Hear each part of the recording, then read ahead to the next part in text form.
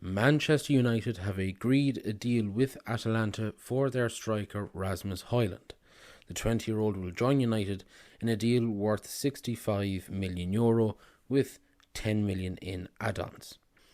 To look at how the Danish forward might settle into life in the Premier League, I was very lucky to sit down last week and talk to Carey from The Athletic. But first, J Rhodes, how did we get here? Yeah, I mean it's a good question because obviously for a lot of people it's going to feel like a little out the blue. 85 million euros total, if we're going to do it the journalist way of giving the total instead of the actual breakdown to make it sound bigger, because it's more impressive that way, right? 85 million euros total for a player that most people probably did not watch a minute of him play until maybe May. Most United fans, I should say, not most people, but most United fans did not watch a minute of him until May. And you think, how did this happen? Well, one thing I want to compliment is that, oftentimes, of course, United get criticism, including under Erik ten Hag, for not being creative with their scouting and analyzing of data and things like that, and finding targets, right, that aren't the main names, right, that you're hearing. But look at it a little bit here, and they didn't get much credit for it with Mason Mount because he played in the Dutch league, and obviously for Onana, you're not getting any credit for it. But Hoyland is a product of an excellent, if it works out, scouting and an analysis of what Erik ten Hag wants out of a striker. And that's really what it comes down to. Erik ten Hag laid out a profile. That profile is pretty much Harry Kane, right? We know that Harry Kane is a top striker, but even Harry Kane has one major flaw, which is he's getting on in his years. He's not the best presser. He does not really lead the press from the front. He's a competent presser, though. He's not like terrible. You can kind of press around him well because he's intelligent with it. But if he's missing one thing, it's that. And Erik ten Hag obviously set out to get somebody who could do what he wanted at striker and said, this is it. And this was the job. The analyst department, Dominic Jordan, they brought him in, hiring all these people, the scouts. This is what they want to do. And I think sometimes people get the idea you identify a good target from scouting, it means they're going to be cheap. Not really. Um, you know, use this as an example. We'll see. People throw this in my face, but it's fine. Darwin Nunez, they paid a lot of money, Liverpool. Liverpool, who are known for having a very good scout and analyst team and identifying targets and things like that. They picked him up. And they spent a lot of money on him.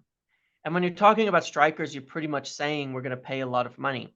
So to cut it short on that, Harry Kane, main target. Daniel Levy doesn't want to sell him. Not a chance in hell. Victor Osimhen, obviously the other name in Italy most people were probably looking for and watching most of the season. 150 million euros, huge prices. That's sort of the problem with dealing with the Napoli president, that he does that. And Rasmus Hojlund was really identified sometime back in around earlier, but by March, it kind of started to come forward that for some reason, and I heard some hints of this, and I think I mentioned a couple of times here and there just to keep an eye on it, because for whatever reason, and I still don't even know why, I really got the impression, and a lot of people did, that this might be the striker signing. If we cannot get Harry Kane and they'll make a try for him, this might be the guy. And even with the lack of experience, even with the young age and all of that, it was just viewed as a player that fits exactly what Erik ten Hag wanted. Kept talking to him. Other big positive comes up, huge United fan, which is essentially a positive premise for this whole thing under Ten Hag, is really getting people who want to join United pretty much no matter what and are willing to turn down other teams. They're willing to push. They're willing to go for it.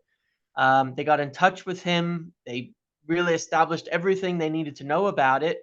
And it was kind of sitting there, honestly, for months. And that's a lot of how these transfers get done, is they're there for months ahead of time. And when the window rolls around, they say, all right, we're going to see what we can do with Kane. Can't be done. Fine. Well, let's wrap up our priority targets in Mount. Let's wrap up our priority target in goalkeeper and Onana. while we see, just let this Harry Kane situation percolate a little bit more, just in case.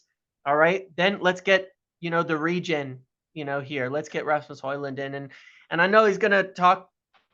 We're gonna talk about this more, but I think people think he's just like a big, strong, fast bully type of player. That's not really what he's all about at all. Actually, he's quite a well-rounded player who's raw but has a lot of potential and can do what everybody wants. So they move forward with it. Obviously, where the money's coming from, who knows at this point in time? Because I think we talked about that the whole 120 million, 100 million thing was a little wishy-washy. It's more, do the Glazers decide to spend or not? They're deciding to spend. They go from 60 million euros to suddenly 85 million euros, 75 plus 10, and get the deal done pretty quickly. And now here we are. He's, as of right now, arrived in Manchester for his medicals to get all prepared to be announced in the next few days. They wanted him in by the weekend for the 2 final preseason games to get established into the squad, to become a part of it, potentially play some minutes, because there should be a lot of minutes to go around in those games. And he may not be a player who starts right away, so he's going to need a lot of time to integrate in, and without the pressure.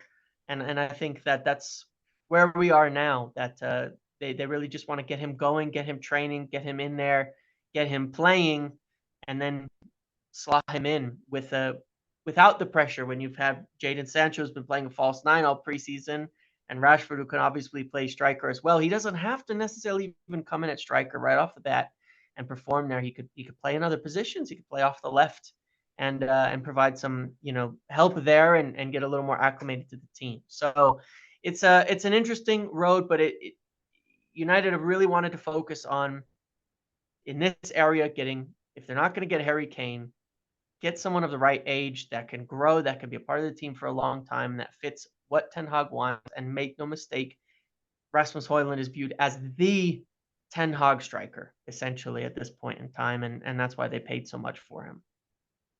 Well, like I said, last Wednesday I got to sit down and talk to Mark Carey, one of the Athletics stat analysts. First, we talked about what Ten Hag might want in a striker, and if there was any other options on the market he could go for. So, to steal a title from your Athletic colleague and someone that you did an article with in the last few days, if we were shopping for Ten Hag, what are the building blocks of that ideal Ten Hag striker that you think he'll be looking for this summer? Yeah, well, I think within that piece, Carl actually included a quote from Ten Hag. I think it was in reference to Martial being out of the team, and he was sort of saying how good Martial, is in terms of the attributes that he offers, and in terms of an overall striker. So it was about holding that ball up, about him sort of being a target man, being able to link the play, being able to run in behind, having good speed, and being a good presser, being good off the ball as well, which is pretty much the sort of striker that any manager would want, really. It's quite a holistic sort of set of attributes. But I think that, yeah, as much as anything, I think it's someone who can pin the defenders quite a lot, sort of stretch the play and make sure that you're working both centre-backs and having a really strong penalty box presence, which can also then open up space for other people. We can talk about, Mason Mount coming in as well, of how he picks up those spaces that are vacated, between the lines and things like that. I think whoever were to come in from a striker's perspective would also benefit the players around him, which is obviously a key trait to have. But someone who is obviously a good goal scorer, but I think someone who's really strong off the ball as well is going to be key to an Erik Ten Hag type striker. And I think that's also probably goes with what the modern game is now. I don't think there's too many strikers who are able to get away with not pressing from the front, and obviously there has to be a collective effort. But I think, again, going back to the Ronaldo example, that was the thing that was kind of used as a stick to beat him with, wasn't it? That he wasn't doing the off-ball work, and irrespective of his age, it just wasn't something that he ever really did. And that obviously then had a knock-on effect for the rest of the team. The defensive structure, suffered as a consequence. So, yeah, I think good on the ball, obviously a good goal scorer, but good off the ball as well. Yeah, you mentioned the importance of the scoring side, I suppose, as well. And in recent years, there's been a massive chasm between top scorers in the league and Manchester United. I mean, over the last 4 years, 3 of those years, there's been a 40-goal gap, or nears makes no difference. I mean, the only exception was 2021, where there was only a 10-goal difference. But United have been trending towards the league average rather than the league leaders. And in one of the articles you did, there was a nice stat which we'll throw up on the screen, but it just shows where United, in terms of XG, and people will argue the importance of it or lack thereof, but in terms of XG, United were very much underperforming in the Ragnick and even the Ten Hag eras. I mean, there was a small gap where United slightly overperformed, but where do you think that is? It just a striker that improves that, or is it just that attacking unit? You mentioned the arrival of Mount and maybe Sancho picking up his effort a little bit. Yeah, I think players being in form now. Anthony's had a season in the Premier League. I'm sure his second season will be better. Sancho, you'd think, I mean, he had his struggles. That's quite well documented. So I think he can only improve there. It's been interesting, actually, that it looks like he's been playing as a number 9. I don't know whether it's been a false 9 in pre-season. I'm happy to get your steer on that, because that looks like quite an interesting one. I don't know if it's just a short-term sort of solution in pre-season, but yeah, I think obviously I'm going to be an advocate for expected goals as a data analyst, but I do think it has its value for sure in looking at the overall quality of the chances that a team create, irrespective of how they finish and convert those chances. But yeah, that graphic is quite interesting in terms of looking at it over time.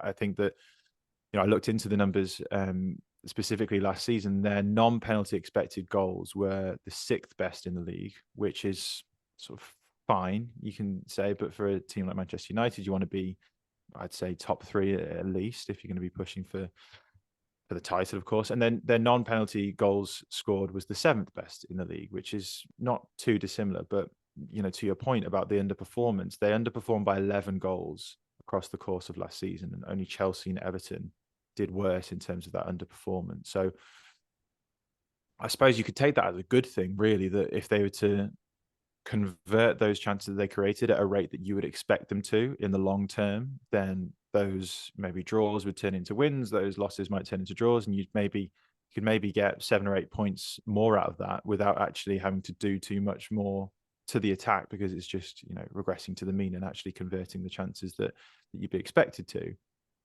But I think this is the whole point of why we're chatting, right? I think there's such a clear it is so clear that they just need to have a really clinical, obvious, out and out centre forward who's able to do all of the things that we spoke about before, rather than kind of having short-term fixes like Wout Weghorst. I mentioned all of those players before, Wout Weghorst being the most recent version of that, as someone who was just absolutely just papering over the cracks and did a bit of a job in the short term, but you're not going to have him as the long-term centre forward for Manchester United. So I think it was quite obvious that United needed strengthening in both boxes. If you're going to do well and actually challenge for titles, you need to be really strong in both boxes. And Onana is a fantastic signing for the build-up as much as shot stopping. But I think having that other person at the top end of the field will really make it a strong transfer window. Actually, if you think of Onana, Mount, and a good centre forward, I think that's a pretty decent transfer window. Marcus Rashford has been someone who's been kind of mentioned as an option for that attacking box. You look at his goals, most in the Premier League since 2019-20, but overall his most goals per 90, his most expected goals per 90, and the quality of his shots, or his XG per shot, has been the highest as well. It looks like someone who could possibly fill that void, but then you look at the fact that on that left side he averages a goal every other game, but when he does play through the middle, it cuts to nearly a goal every 3 games. So is that a sacrifice United should be willing to make, or do you think that getting someone like Hojlund in would be a better option? Yeah, I mean, I'd be interested to get your thoughts, obviously, as someone who watches United so closely, that it just feels so obvious to me that he does have his strengths far more on the left-hand side, because he's such a, his strength is running in behind. It's having a bit of room to move into and stretching his legs and having that devastating pace. And again, before I even get into Rashford, the numbers do suggest from last season that United led the way for direct attacks per the numbers in the Premier League last season, which is a proxy of counter-attacking play essentially. And they had such strength in those transitional moments, and that was not just because of Rashford, but Rashford really sort of put the icing on the cake in terms of that transitional threat because of all those attributes that I mentioned. But I don't think he is. I don't think he's ever really been strong with his back to goal and working and operating in sort of tight areas. And yes, when he's facing the play, he can work in tight areas. I think there was a goal against Wolves that he did. He was really strong in terms of navigating through defenders really well. But that back to goal play as a sort of a centre forward is not really his game, I don't think. And yeah, per the numbers. So I analysed it since the 2019-20 season that if you sort of divide it across the three positions, sort of thinking left sided attack, central striker, and right sided attack, it's 0.48 goals per 90 on the left hand side. As a central striker, 0.31 goals per 90, which is still pretty good. And on the right side of attack, 0.24. So it's quite clear per the numbers that he is strongest from the left side. And I suppose living in fantasy land for a minute, if we can do that, and forgetting that there's been no investment for the last God knows how many years, and forget that there's a sale that's dragged on since November, and all these things. In terms of Osimhen, Kane, again, you've looked into possible alternatives, but let's have a 5-minute reprieve from everything and just say, looking at those numbers, maybe Osimhen's pressing helps him a little bit, but there's been links with Kane in the last couple of days. If you were given a blank checkbook, you were John Murta, you had to sign one, who would you pick for United? And maybe why would you pick them? Yeah, I mean, it's a good question. It's no pressure now, because to... neither of these are happening. So yeah, well, exactly. It's a tough one to answer, but I suppose because it's purely hypothetical, I can sort of have a bit of fun with it. I think the reason that I probably wouldn't say Harry Kane is kind of for the reasons that we spoke about earlier, whereby he's 29, soon to be 30. Yes, you'd get probably in the same category of when you had Robin van Persie, to know that it's short term, but you guarantee goals rather than the examples that we gave before in terms of a Falcao or a Cavani, etc. That it would be a sure thing with Kane, but you wouldn't get too much long-term return on your investment. But I guess for that reason, I'd maybe gear towards Osimhen, because he's got more long-term output in him. He's far younger, but then he's not as proven, or he's not proven at all in the Premier League. He's definitely proven across Europe, and he scored 26 goals for Napoli, the title-winning Napoli last season, and that was more than anyone else within Serie A. I think they are very different profiles of players, so it's quite hard to sort of compare directly, because Osimhen's more of a penalty box striker. He's not really interested in getting on the ball at all, unless it's to finish a chance. More in the category of an Erling Haaland.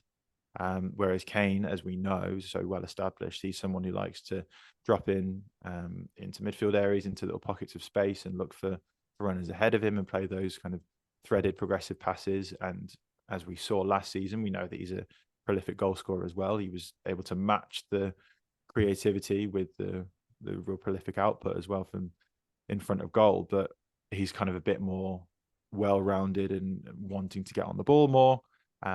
Whereas Osimhen, I think I did something. There was a graphic that I did recently that basically said that it was Osimhen and Haaland had the fewest touches per shot of any players across Europe's top 5 leagues. So Osimhen basically, as I say, doesn't want to get on the ball, not that worried about link-up play, but get the ball to him in the box, and with his feet or with his head, he's all about getting on the end of it.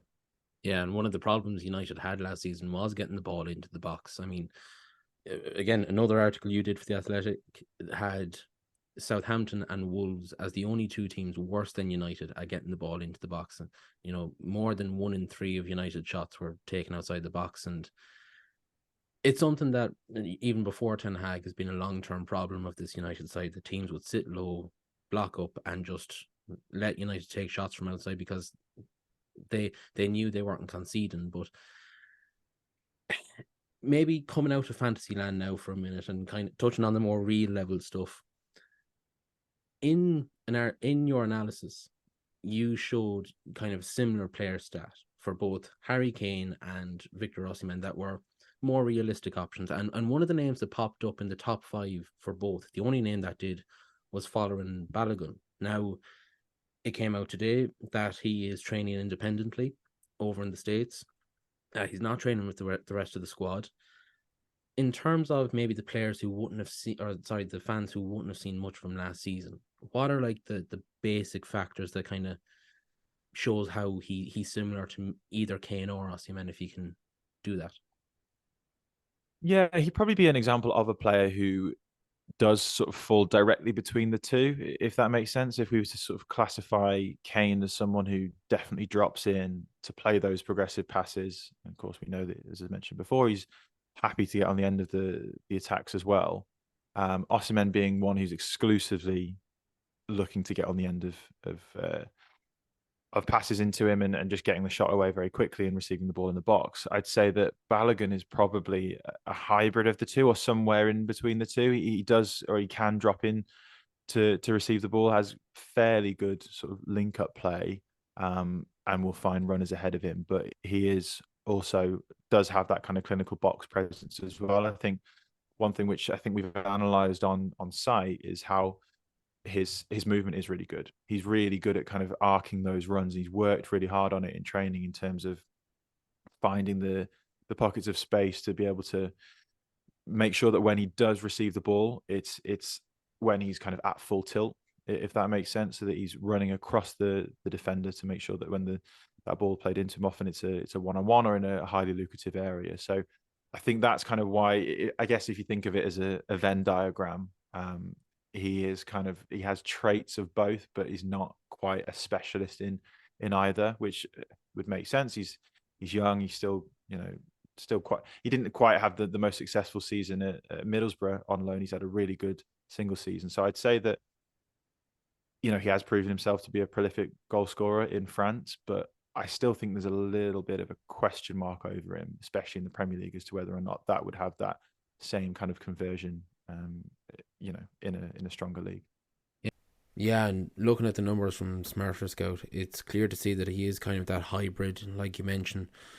Obviously, first off, the higher receptions in the box, but also being willing to carry the ball a bit and maybe work it in, not just be a goal hanger. But look, at 21 years of age, there's not many players who hit the ground running in the Premier League. You look at the likes of Haaland being more the exception rather than the norm. But would you think it's possible he hits the ground running, or would he need to be maybe bubble wrapped a little bit more and kind of worked in easily over time to a team like United who have such high expectations? Again, really good question. Only time would tell. We'd only know from seeing, I suppose. I think there's always a question mark over anyone who comes, even though we know that he was at Arsenal beforehand. Anyone who does come from a different league, young or well established, it takes time. I think Haaland again being the exception to that. But you look at someone like Darwin Núñez, a young forward who he was quite bulldozing in his attributes, and you can clearly see that there's something there in terms of like raw talent. But there's always going to be an adaptation to the Premier League. So making the step up, it's quite hard to really predict until you see it. But I think you need to give someone time, and that's I think a really key point where Liverpool is the example I gave with Darwin Núñez. But would a player coming to Manchester United really be afforded all that much time? I don't know whether it's something where there's been so much sort of short-termism that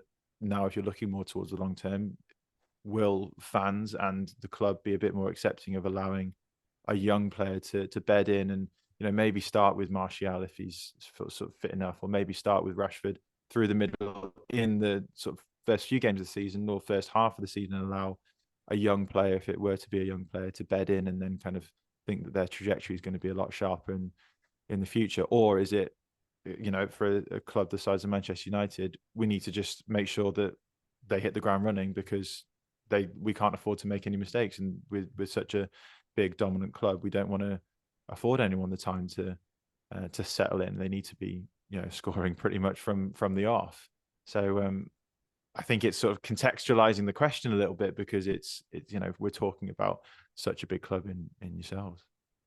One of the good things, I suppose, and again, we have a graphic that shows just how Haaland is the outlier, but it also shows in the very middle that Hojlund is performing on par with his XG, which for a young striker, an under 23 it's a good sign in terms of he has, it's not as if he's massively overperforming and there's a dip to come in the near future. So, you mentioned, I suppose, in regards to Hojlund, you mentioned in an article, I think it was quoting Giampiero Gasparini, that he has, Gasparini said that he has similar features to Haaland, similar attributes, although that was maybe just his face. But if you ended it saying that, I don't want to give away the whole article, but you ended it saying that he's not Erling Haaland 2.0, he's Rasmus Hojlund 1.0. So where does someone like Hojlund currently excel? Like what is it that you think he would bring to a team like Man United just straight off the bat? Yeah, I think because there were so many people that were comparing him to Erling Haaland, it was a bit unfair. But yeah, Rasmus Hojlund is a good raw young talent. I think that there's not too many kind of specialisms to his game, but I think that's because he is so young.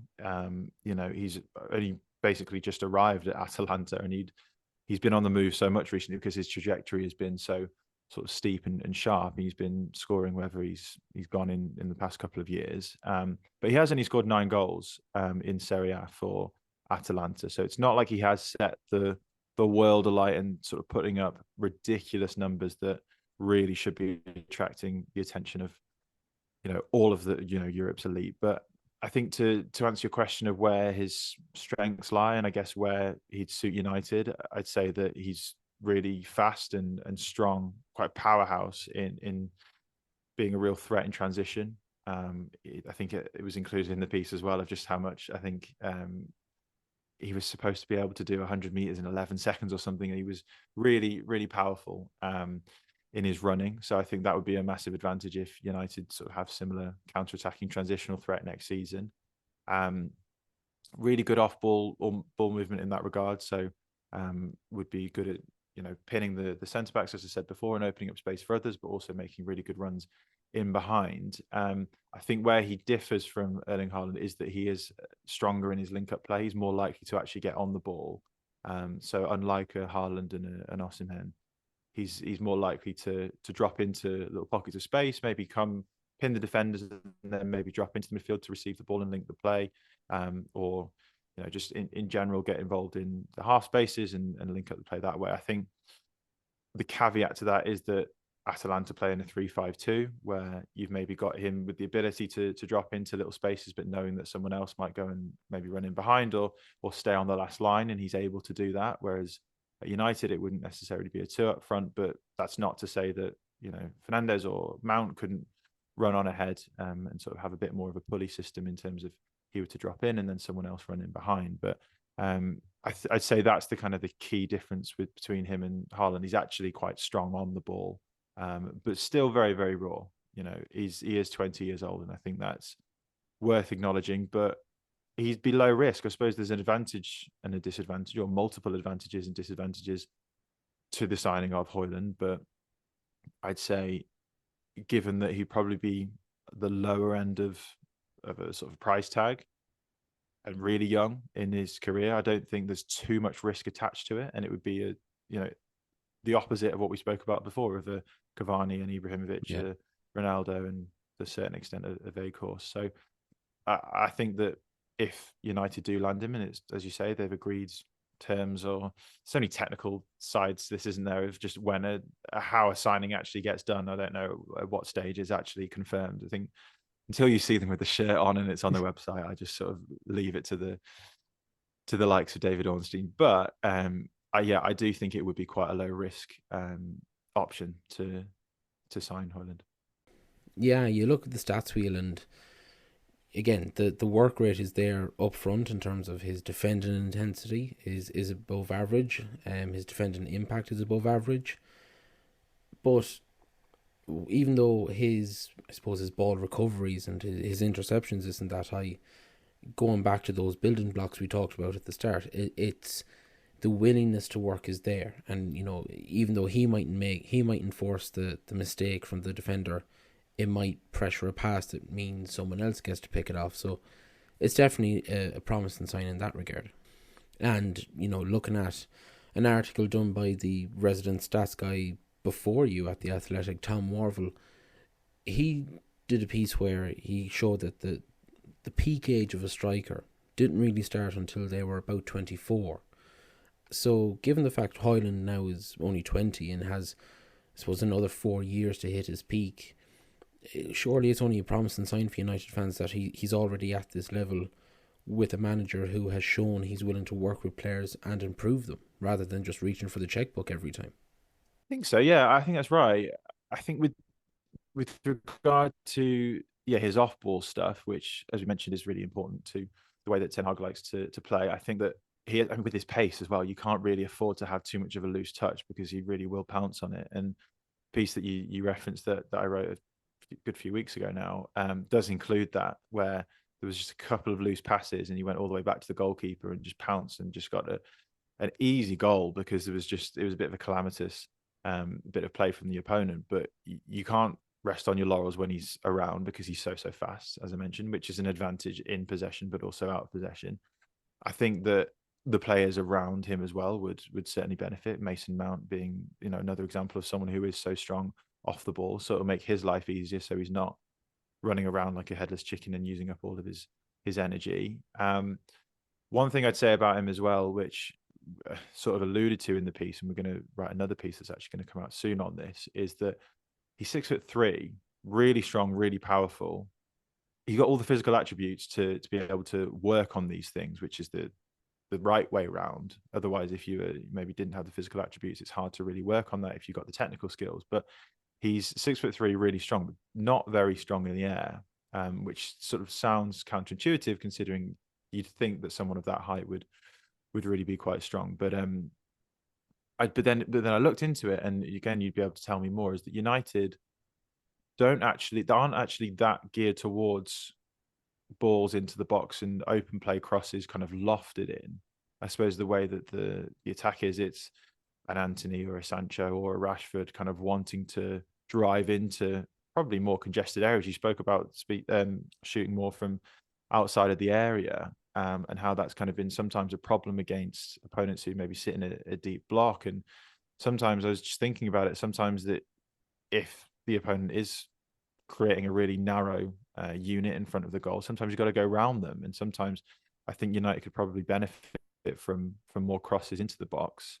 I wouldn't say that Hojlund currently has his kind of strength there, but he's really good at attacking kind of lower crosses across the ground. If you look at any of his goals or his shots last season, he's so fiercely aggressive at actually trying to get on the end of a cross. He's maybe not all that strong at the moment, which is, again, as I say, something you can work on, but he's really, really determined to try and get on the end of crosses. So I think that could benefit United as well, to have someone who's going to stay more between the width of the penalty area and try and attack crosses. Might not be the strongest at it aerially, but if you can get around the defense when they're sitting in a deep block with a cut back or a ball played across, you'd be pretty sure that Hojlund, and as I say, his highlights reel or his goal scored last season will show this, that he will do his absolute utmost to try and get on the end of it.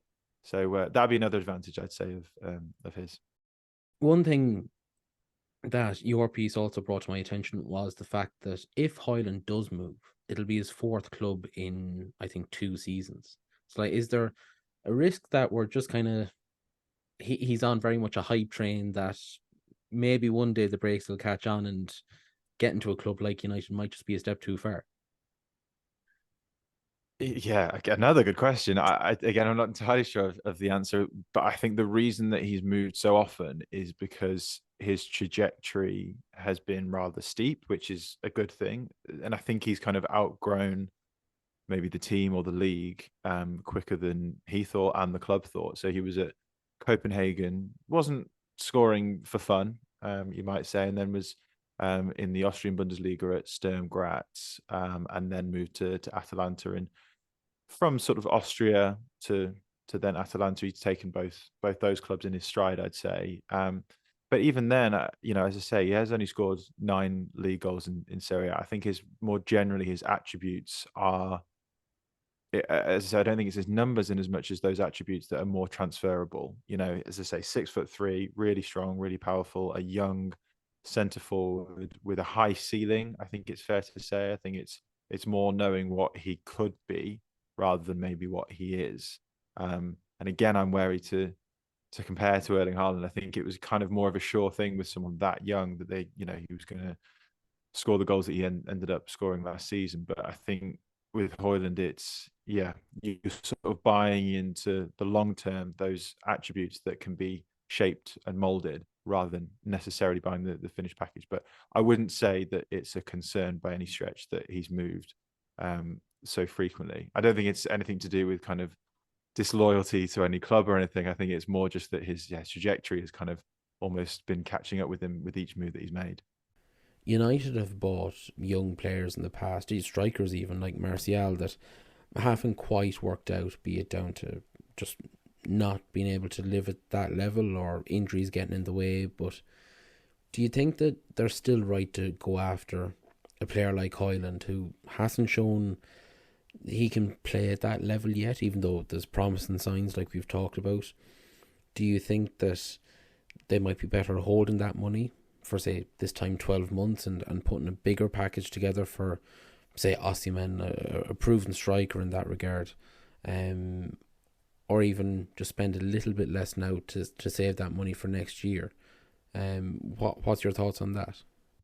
Again, so many big questions here. This is Listen, tough that's to my answer. job. True. It is tough to answer. I think you're right, first of all, in that, there's a lot of players who United maybe would be interested in, like we spoke about Kane, Osimhen, Randall Colomwani. I think he was rumoured with Manchester United for a while. I think you'd do well to get change out of £100 million for those sorts of players. So they're kind of off the table sort of in an instant. So I think that's why maybe they're shopping within this sort of pool. There's the likes of Jonathan David and Mohamed Kudus, I think was rumoured as well. I don't think Kudus would be the profile of player at all that United would be sort of looking for. I think with the profile, and I mentioned before about that high ceiling, I think that would be another thing in Hojlund's favour, that his ceiling is, I think, and many people as well think, with his raw talents, are quite high. So I think that there's a reason why he is kind of the front runner for United, because he has so much potential, has those physical attributes. So I would say that United are doing the right thing in pursuing Hojlund of those options that are available as well. For all the things that we are considering and the reasons why it's maybe not so wise to go for Kane because of his age, and maybe you'd get a short-term output out of him, but not long-term, that all things considered, I think it would be fairly wise to go for Hojlund. I think to a certain extent, and again, you'd probably know this better than anyone, having someone is better than having no one. I think it's quite obvious that United need to get someone through the door, and it's not sort of pocket money that you're sort of parting with £50 million, but I think that they definitely do need someone. And I think with all of the context that we've spoken about, Hojlund would be sort of the wisest option for that reason. Mark, I'm afraid that's where we have to leave it for today. But just before we go, is there any way that people can read more of your work, or if they have any questions about stats or whatever, is there any way they can get in touch with you? Well, my Twitter DMs are open at MarkCarey93, so people would be more than welcome to drop me a message. I always enjoy chatting with people, so feel free to drop me a message there. Anyone who wants to read my stuff, read my articles, my pieces, my analyses with other fantastic writers at The Athletic. There's my page there, which you can find just with a simple Google search, Mark Carey at The Athletic. I do have a podcast outside of work as well, which we've gone a little bit quiet recently, but the back catalogue is such that you can dip in, as and when you want, because we like to try and do some evergreen pieces looking at the growing analytical world within football. It's called the Football Fanalytics podcast, so people can check that out as well. But yeah, there's plenty of places to find me. I'd really recommend that back catalogue for anyone who's looking to get into stats or even just understand a little bit more about them. There's some really nice episodes you've done where you kind of dive into topics and explain things in a way that anyone can really pick up. It's not just about pushing stats. It's really good for people like me who started off not really knowing all that much and still don't. But thank you so much for joining us today, Mark. And it would be a real pleasure to have you on again sometime in the future, just to see maybe how all United's new signings have settled in and if they've been worth all the money. Thank you. My pleasure. Thank you. So, James, coming off that, I suppose, interview there, what was your main takeaway in terms of what Mark said and what the stats seem to show? Yeah, well, very interesting. I think that I want to focus on something, selfishly. I've been for years, one of my biggest complaints about United has been, when are they going to score easy goals? You watch Man City, how many tap-ins does Haaland get? You watch Arsenal, how many easy goals does their striker score, and why they practically don't even need a striker, and why Pep even got away without a striker at times for City last year.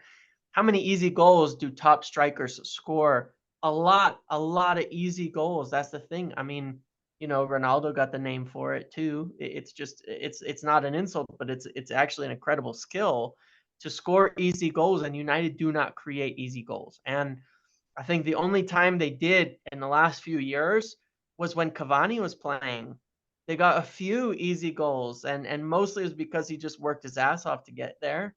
And one of the things that Mark brought up was that he likes to run into those low crosses, but those are your easy goals, right? Getting a winger down there, low cross in, on the ground, attack the near post. He talked about that too, like attacking the near post, attacking the spaces around there. And he's quick and he's fast and he's agile. Those are the easy goals, and they look easy, right? They're not actually easy because it takes a hell of a lot of work to get to that position, but the goal itself is easy. So all these complaints, United can't finish, we're underperforming the XG, all of the things that are shown and discussed, and we all know it. Well, we don't get the easy ones. The one goal that you're going to get every single time that's 0.5 xg, those actually matter. I know they're high xg chances, but they're not 0.1, they're not 1-to-1.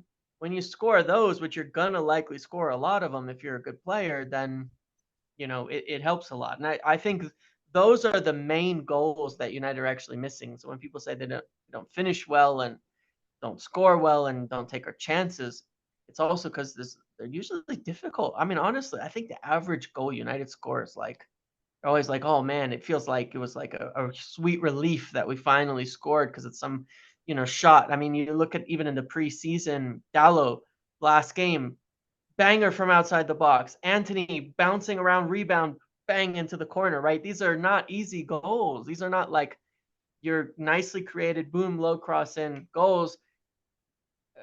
They get scored against us all the time. So, it's time for United to. And so I think that's one of the biggest things, attacking the spaces, attacking those low crosses. And again, the fact that Rasmus Hojlund is not Erling Haaland. He's a different type of striker, even though he's big and physical and Scandinavian and all of that. So I think those would be the main things. And in terms of when we're expecting, like, when is the medical, when is the announcement, all that taking place? Because obviously today for people who are watching this video, we're recording this on August 1st, so it'll be a little bit earlier than it goes out. Yeah, he's there. He's at Carrington right now. He's been there since about 4 o'clock. His flight was delayed just a little bit. He was supposed to arrive at 3. Flight came in. Been at Carrington since just after 4 o'clock UK time. Usually these medicals, how United have done them for quite a long time, is the first bit is done the evening that they arrive. They'll go stay in a hotel, something like that, at the Lowry or wherever it might be, and then finish it up in the morning, do the pictures, do the signings, do the handshake with the manager and all of that, and and then get straight into it, and then the announcement will come after that. So the announcement may come Wednesday in afternoon, 3-5 o'clock.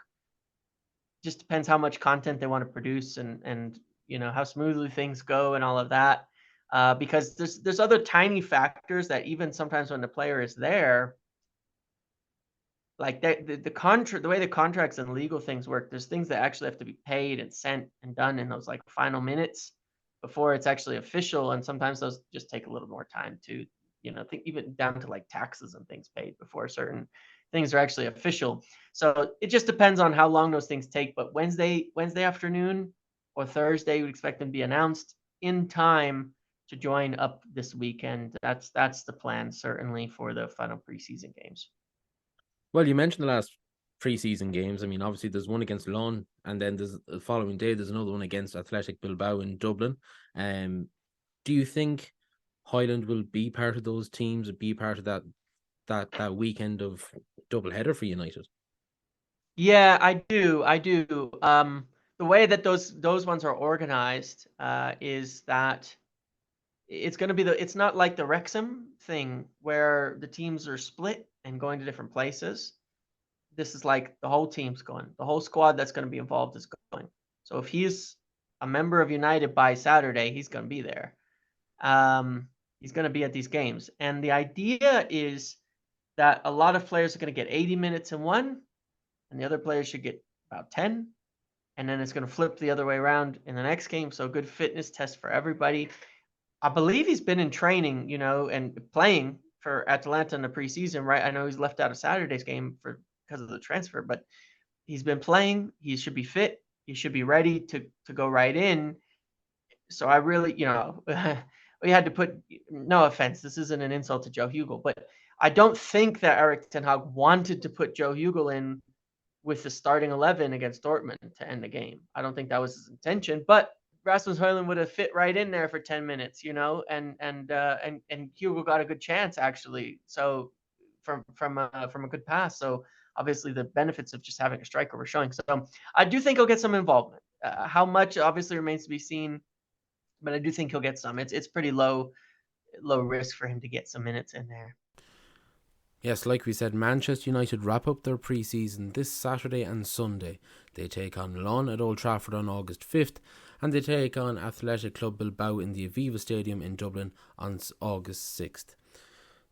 Their Premier League season starts on Monday, August 14th, with a game at home at Old Trafford against Wolves. So, all that's left to do is say thank you to Mark Carey for joining us in the video. Thank you to J Rhodes for giving us the information on Hojlund and the medical and all that. But most importantly, thank you for watching.